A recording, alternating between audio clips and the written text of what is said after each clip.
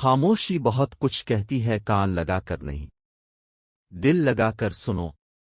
خاموش انسان خاموش پانی کی طرح گہرے ہوتے ہیں۔ جب انسان خود سے مخاطب ہونے لگتا ہے تو دوسروں سے خاموشی اختیار کرنے لگتا ہے۔ خاموشیاں کبھی بے وجہ نہیں ہوتی، کچھ درد ایسے بھی ہوتے ہیں جو آواز چھین لیتے ہیں۔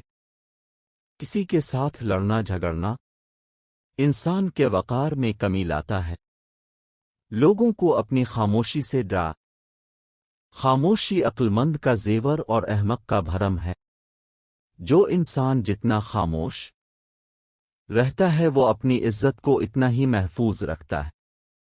کچھ باتوں کا جواب صرف خاموشی ہوتی ہے، اور خاموشی بہت خوبصورت جواب ہے۔ خاموشیاں بے وجہ نہیں ہوتی، کچھ تو برداشت کیا ہوتا ہے۔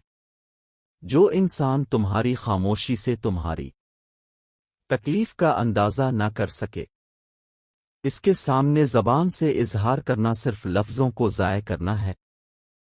ہمیشہ اس وقت بولیں جب آپ کو احساس ہو کہ آپ کے الفاظ جو آپ کہنے جا رہے ہیں آپ کی خاموشی سے زیادہ خوبصورت ہے۔ ہر خاموشی ہاں نہیں ہوتی، کوئی گلا بھی ہو سکتی ہے۔ دو چیزیں انسان کی کمزوری ظاہر کرتی ہیں، جہاں بولنا ہو وہاں خاموش رہنا، اور جہاں خاموش رہنا ہو وہاں بولنا۔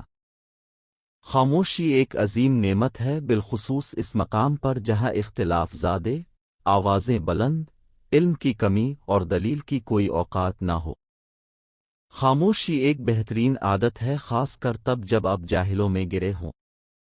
کیا ہماری گہری خاموشی کسی کو یہ بتانے کے لیے کافی نہیں کہ انہوں نے اچھا نہیں کیا؟ ہمیشہ اس وقت بولیں جب آپ کو احساس ہو کہ آپ کے الفاظ جو آپ کہنے جا رہے ہیں آپ کی خاموشی سے زیادہ خوبصورت ہے۔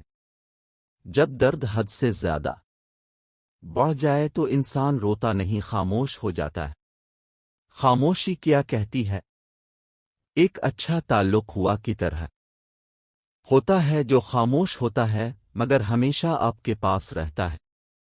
خاموشی کیا کہتی ہے؟ اگر لوگ اپنی گفتگو سے غیبت، تہمت اور بہتان نکال دیں تو باقی صرف خاموشی رہ جاتی ہے، جو ایک بہترین عبادت ہے۔ خاموشی کیا کہتی ہے؟